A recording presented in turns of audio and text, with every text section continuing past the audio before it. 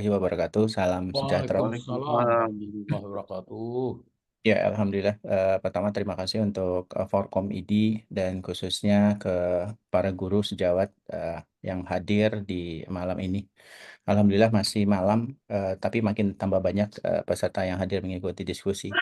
Eh, Sejujurnya bingung apa yang mau harus saya sampaikan karena seluruhnya sudah hampir lengkap disampaikan baik dari Prof. Oto, kemudian Dr. Halim, dan terakhir dari guru saya, ketua saya, Dr. Hazali Situmorang. Tapi terkait pandangan organisasi, ya tentu sebelum organisasi mengambil langkah seperti apa perannya, kita tentu sudah bersurat dan sampai kita berdiskusi malam ini surat dari PBID kepada Menteri Hukum itu belum dijawab ya sampai kita nanti saya akan tampilkan surat. Baik. Tentu di awal kita sudah memahami adanya pasal 311 terkait Undang-Undang 17 2023 yang hanya menarasikan bahwa tenaga medis dan tenaga kesehatan dapat membentuk organisasi profesi di mana pembentukan ini harus sesuai dengan ketentuan peraturan perundang-undangan. Nah, tentu kita bertanya, siapa itu organisasi profesi dan apa itu organisasi profesi? Sayangnya, kita tidak mendapatkan satu harmonisasi yang jelas terkait apa dan siapa organisasi profesi, termasuk di bidang kesehatan. Saya hanya menemukan satu peraturan Menteri Pendidikan dan Kebudayaan terkait yang mengatur tentang sertifikat kompetensi, karena ini ranahnya Menteri Pendidikan, makanya yang ikut dicampur oleh kementerian ini ada Kementerian Kesehatan ini adalah ranahnya Menteri Pendidikan. Bahwa Menteri Pendidikan melalui Permendikbud nomor 83 2013 tentang sertifikat kompetensi mengakui adanya organisasi profesi. Bahwa organisasi profesi sebagaimana disebut di dalam Permendikbud 83 itu harus memenuhi syarat, dia harus berbadan hukum, dia menyebutkan organisasi profesi. Dia harus berbadan hukum, berorientasi kepada masyarakat luas, memiliki kode etik profesi, telah beroperasi dan memiliki anggota aktif, mempunyai kredibilitas nasional dan internasional. Ini dari A, B, C, D, E, pasal 3 Permendikbud 83, hanya ID yang menyanggupin ini. Mohon maaf, saya tidak menyampingkan profesi lain, karena saya tidak ingin menyinggung profesi lain. Ya, karena saya dari unsur ID, mohon maaf. Artinya, tidak ada yang memenuhi seluruh unsur pasal 3 ini, khusus untuk di bidang pendidikan. Kolegium itu urusan pendidikan, bukan urusan kesehatan. Yang jangan dicampuri oleh Menteri Kesehatan. Jadi ini adalah urusan Menteri Pendidikan. Jadi organisasi profesi sebagaimana dimaksud dalam Permendikbud 83 2013 pasal 3, keseluruhan ini adalah terpenuhi hanya ID yang memenuhinya. ID berbadan hukum, ID berorientasi kepada masyarakat luas, ID memiliki kode etik profesi, ID sudah beroperasi dan memiliki anggota aktif, ID punya kredibilitas nasional, dan bahkan ID sudah memiliki kredibilitas internasional yang diakui. Ini jangan kemudian dinafikan dan kemudian mencoba kemudian dihilangkan. Baik. Kemudian kita coba beralih lagi. Bahwa perkumpulan berbadan hukum, ID jelas perkumpulan berbadan hukum. Nanti saya akan tunjukkan badan hukumnya. Bahwa perkumpulan berbadan hukum ini adalah kumpulan orang yang didirikan mewujudkan maksud dan tujuan di bidang tertentu. Kita di bidang kesehatan. Jelas. Bahwa pendirian organisasi masyarakat itu terpecah menjadi 19 dan salah satunya adalah organisasi profesi termasuk organisasi keagamaan dan lain sebagainya. Ada 19 organisasi masyarakat dan organisasi profesi termasuk satu dari 19 pecahan organisasi masyarakat.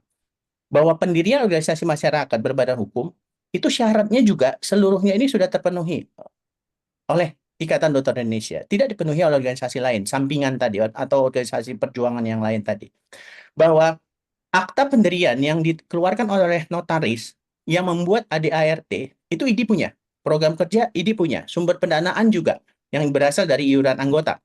Termasuk surat keterangan domisili dan nomor pokok wajib pajak atas nama perkumpulan, termasuk surat pernyataan tidak dalam sengketa. Ini seluruhnya terpenuhi, sesuai dengan Permen Kumham.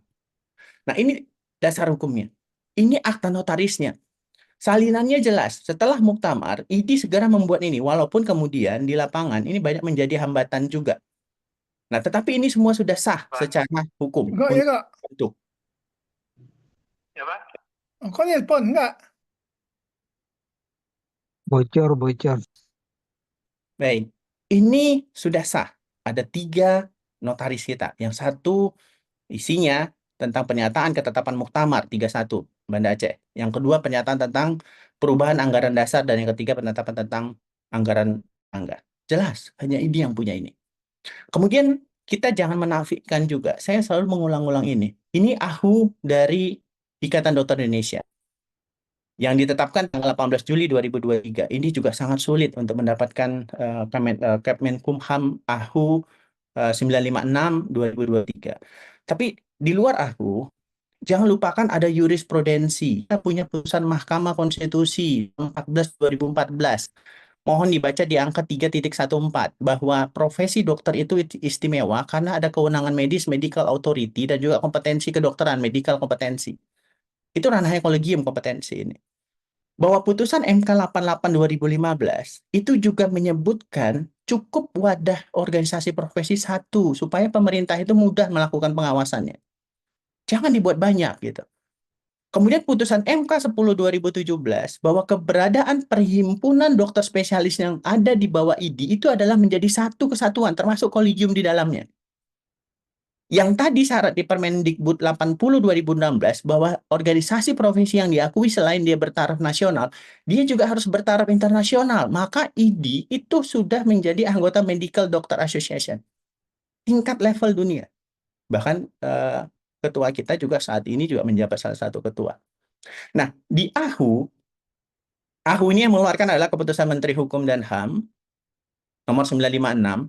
Di dalam keputusannya itu pengurus Majelis Kolegium Kedaruratan Indonesia ada di dalam lampiran yang ditetapkan yang ini menjadi bukti adalah satu kesatuan sesuai putusan MK 10 2017. Bahwa ini satu, wadah ini satu, termasuk kolegium di dalamnya. Yang ini adalah independen, termasuk etik di dalamnya.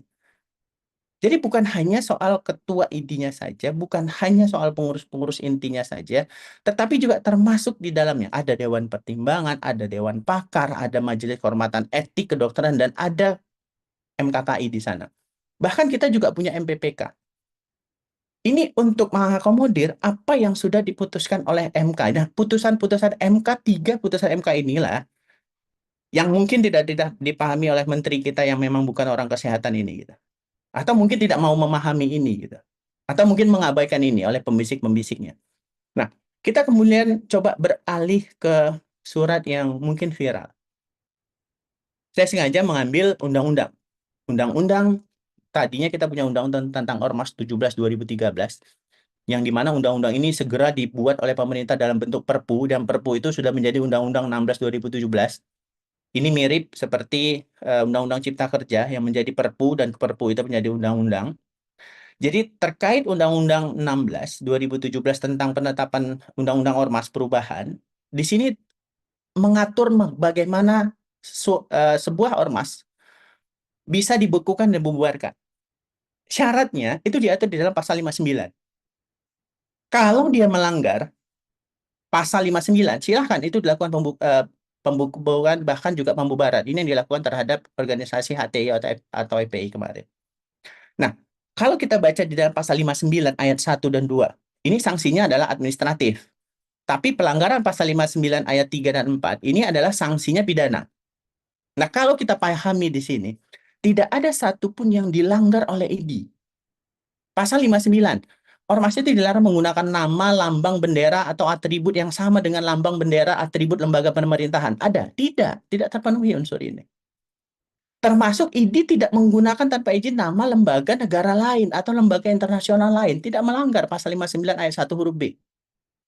Pasal 59 ayat 1 huruf C juga ID tidak menggunakan nama, lambang, bendera, gambar yang punya kesamaan pokok keseluruhan dengan lambang bendera ormas atau partai politik lain. Tidak ada. Jadi tidak ada pelanggaran administrasi yang memiliki dasar hukum yang kuat. Mohon maaf. Agar ID itu dibekukan atau dibubarkan. Tidak ada unsurnya.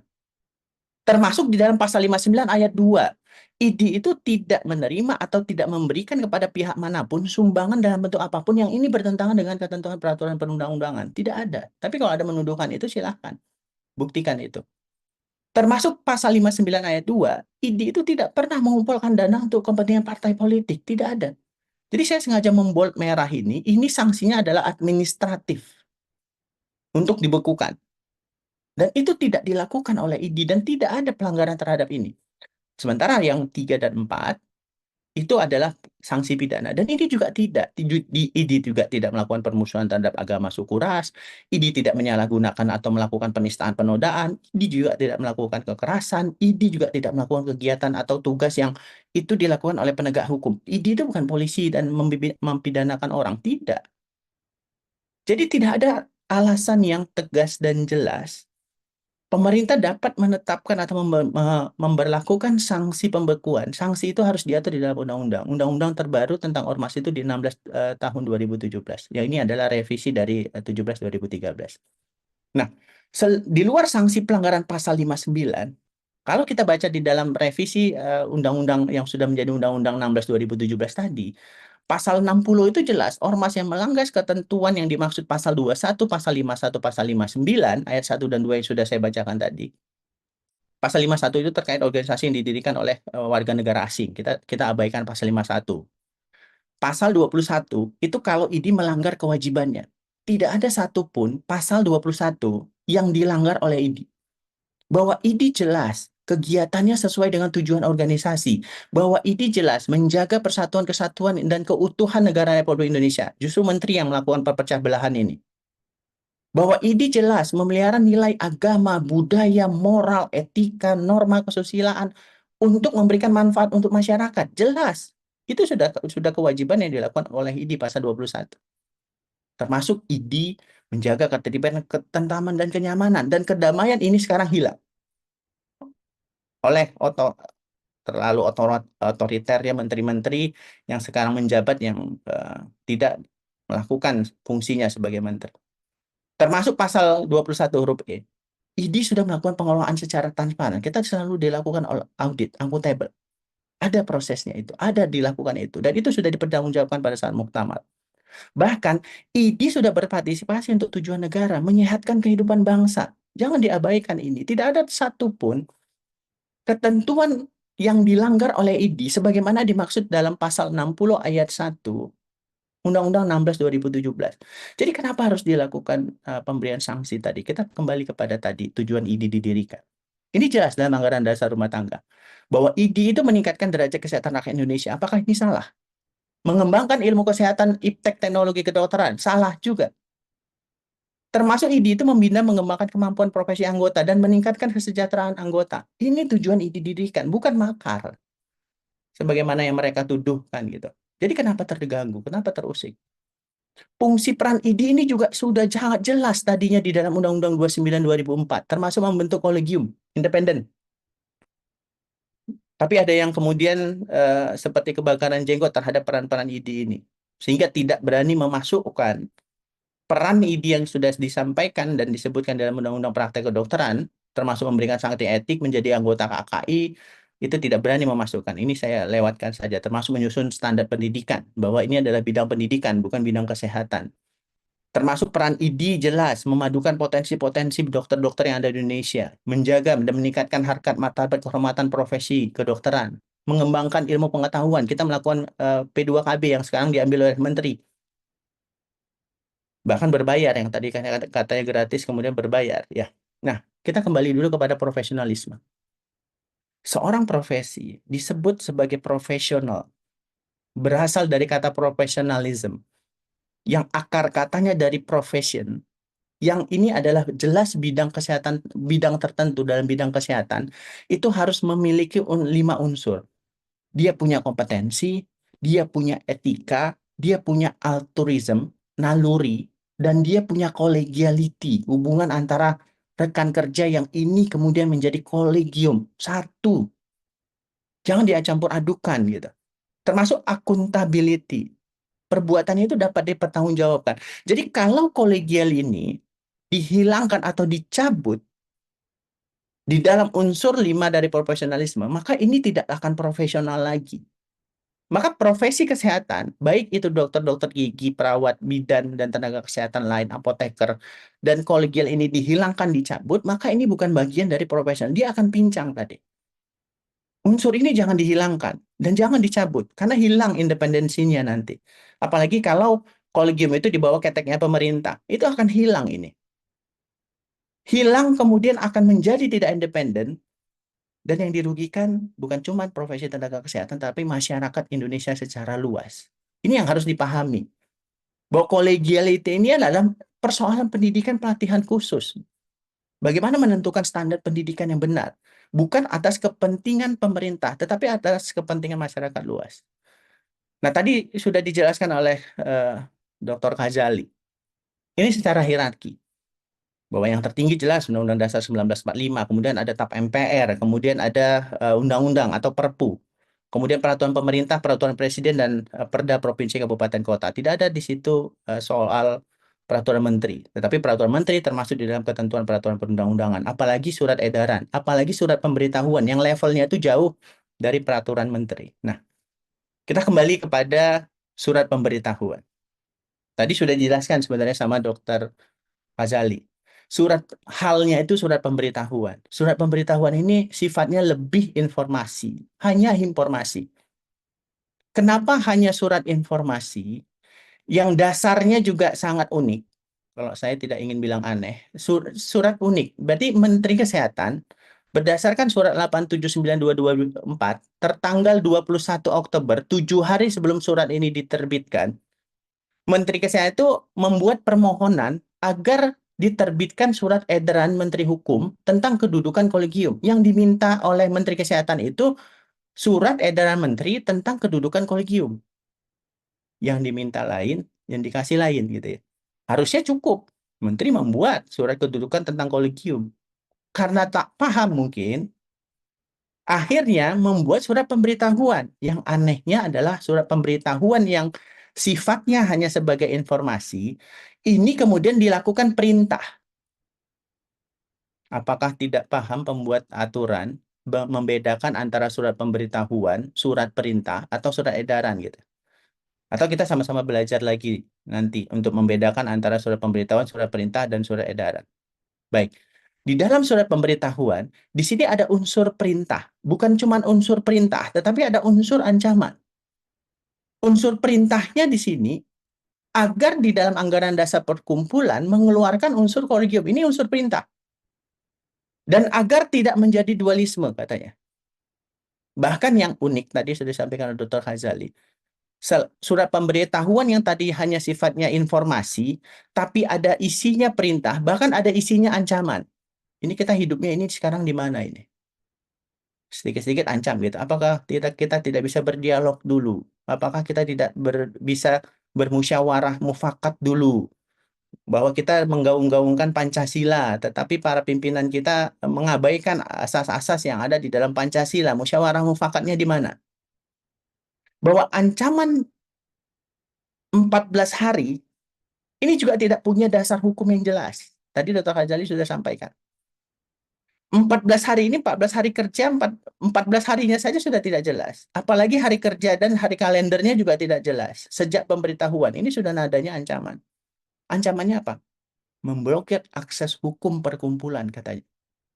Dengan berdasar kepada Permen Kumham 28/2006. Ini yang membuat gaduh. Kegaduhannya itu muncul karena ini surat pemberitahuan, isinya ada perintah, bahkan berisi juga ancaman. Dasarnya hanya permohonan menteri, Menteri Kesehatan, cuman minta Menteri Hukum, buatlah surat edaran tentang kedudukan kolegium.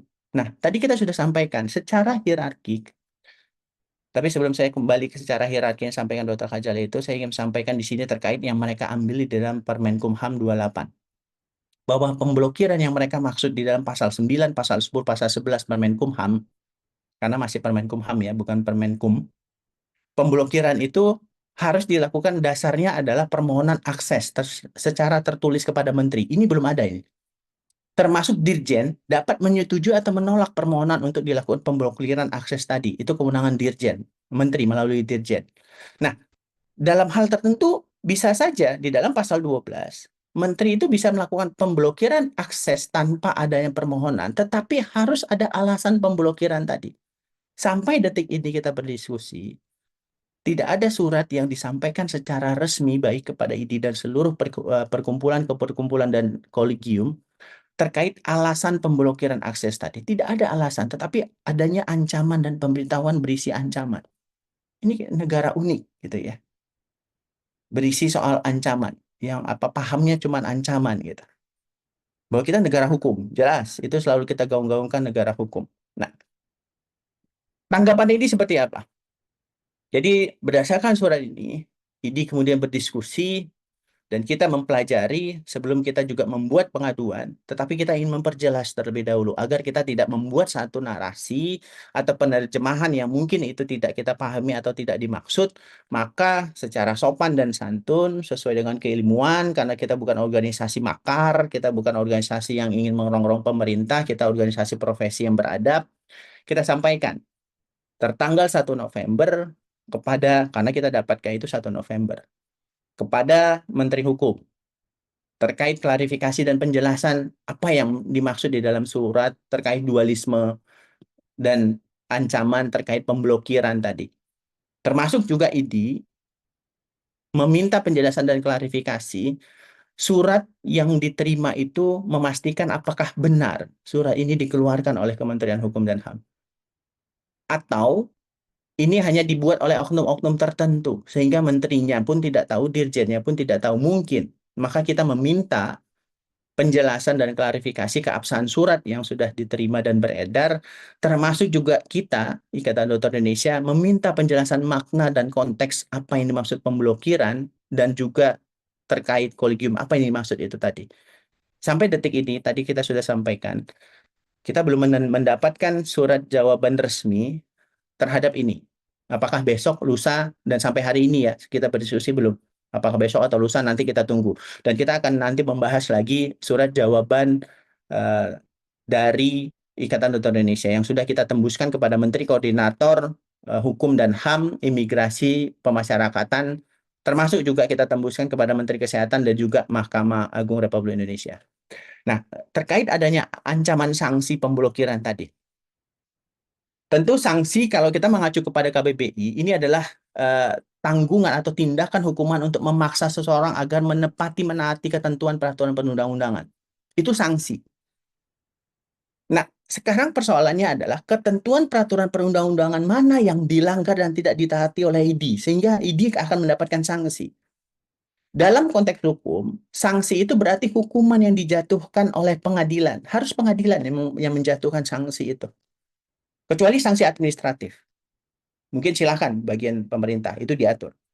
Dalam konteks sosiologi, sanksi itu kontrol sosial. Jadi sanksi itu baru bisa diberlakukan kalau itu sudah dituliskan ancamannya dalam undang-undang. Tadi saya sudah sampaikan undang-undang 17-nya. Pelanggaran terhadap pasal 59 ayat 1 dan 2 itu sudah dituliskan ancamannya di dalam undang-undang, sanksi administratif. Jadi undang-undang harus memberikan peringatan terlebih dahulu sebelum dia merealisasikan ancaman yang terkandung di dalamnya. Moneat lex prius quam feriat. Jelas. Jadi tidak bisa kemudian membekukan atau kemudian memblokir atau kemudian mencabut izin sebelum ada peringatan terlebih dahulu. Itu yang tadi disebutkan. Jadi dalam hukum administratif, pembentukan peraturan yang dibuat oleh menteri itu harus mengacu kepada asas yuriditas, reh matek dan asas legalitas, termasuk juga asas diskresi. Asas diskresi tadi diatur di dalam Permenkumham. Tetapi di Permenkumham harus ada alasan yang jelas. Ini yang belum ada. Nah, kekuatan hukum surat pemberitahuan menteri seperti apa? Surat pemberitahuan menteri itu levelnya lebih rendah dari surat edaran. Bahwa surat pemberitahuan menteri ini bukan regeling, bukan base checking. Jadi dia tidak termasuk dalam jenis peraturan perundang-undangan yang diatur di dalam Undang-Undang 12 2011 yang sudah 3 kali direvisi. Dan bukan pula keputusan tata usaha negara base checking. Jadi surat pemberitahuan ini hanya sekedar menjelaskan, memberitahukan. Jadi hanya sebuah informasi. Seharusnya hanya berisi informasi. Bukan berisi ancaman, bukan berisi perintah. Ini kenapa aneh gitu. Jadi surat pemberitahuan itu tidak memiliki kekuatan hukum dan tidak bisa dikenakan sanksi bagi yang tidak tidak mematuhinya. Cukup pemberitahuan saja. Cukup memberikan informasi saja. Karena sifatnya hanya instrumen administratif yang sifatnya internal. Yang hanya untuk memberikan informasi soal suatu norma, soal suatu peraturan yang sifatnya umum, dan dia harus mengacu kepada asas-asas umum pemerintahan yang baik, good corporate governance. Bukan dengan ancaman, itu tidak baik. Jadi surat pemberitahuan menteri, siapapun menteri yang hadir hari ini atau yang mendengarkan ini, surat ini harus memenuhi unsur-unsur yang ada di dalam norma. Jadi tidak bisa dikenakan kepada sanksi siapapun yang mengikuti atau tidak mengikuti. Jadi surat ini, surat pemberitahuan ini tidak punya kekuatan hukum mengikat. Jadi sifatnya itu lebih informatif. Bayangkan saja kalau informasi itu kemudian berisi ancaman seluruhnya. Baik, ya sifatnya terakhir di sini. Tentu pengajuan, karena ini belum kita mendapat jawaban. Tetapi kalau kita nanti akan mendapatkan jawaban berdasarkan surat tadi dan kita pelajari ada unsur-unsur perbuatan melawan hukum, termasuk unsur-unsur yang melanggar ketentuan peraturan perundang-undangan, maka kita akan segera ajukan ke MA, bukan ke Petun. Jadi, walaupun surat pemberitahuan menteri ini tidak termasuk dalam urutan peraturan perundang-undangan, tetapi berdasarkan pasal 7 Undang-Undang 10 2004, surat pemberitahuan ini dapat dikategorikan sebagai suatu bentuk peraturan perundang-undangan yang sah, sehingga dia dapat diajukan gugatan kepada Mahkamah Agung. Tapi kita tunggu dulu surat tadi. Terakhir, ini yang saya sampaikan, upaya yang dapat dilakukan, tentu ini pesan kepada kita semua untuk bersatu. Saat ini kita sedang berjuang, mohon support doanya, dananya, kehadirannya untuk saat ini sedang melakukan uji judicial review terkait kolegium. Kemudian kita tetap ingin membangun dialog dan advokasi kepada pemerintah, terutama dengan pemerintahan Presiden Prabowo hari ini, dengan kementeriannya hari ini, agar upaya-upaya dialog ini bisa memberikan pemahaman yang lebih fair, lebih adil gitu ya. Termasuk yang terendah adalah ya dibentuklah regulasi khusus bahwa PP 28 sudah mengatur, tidak ada larangan, bahkan dapat di situ membentuk kolegium. Tadi Prof. Ose juga sudah sampaikan di dalam awal kita rapat tadi, bahwa kolegium bagian dari OP ini diakui oleh undang-undang. Bukan bukan pemerintah tidak menyebutkan dalam PP itu kolegium itu adalah satu-satunya yang dibentuk oleh pemerintah, tidak. Tetapi kolegium ini adalah bagian dari OP dan ini menjadi satu-satu kesatuan. Kita punya AHU, kita punya ketentuan bahwa kita mengikuti ketentuan dan kita tidak melanggar undang-undang atau peraturan pemerintah yang lain. Demikian, Dr. Yanwa, terima kasih. Assalamualaikum warahmatullahi wabarakatuh.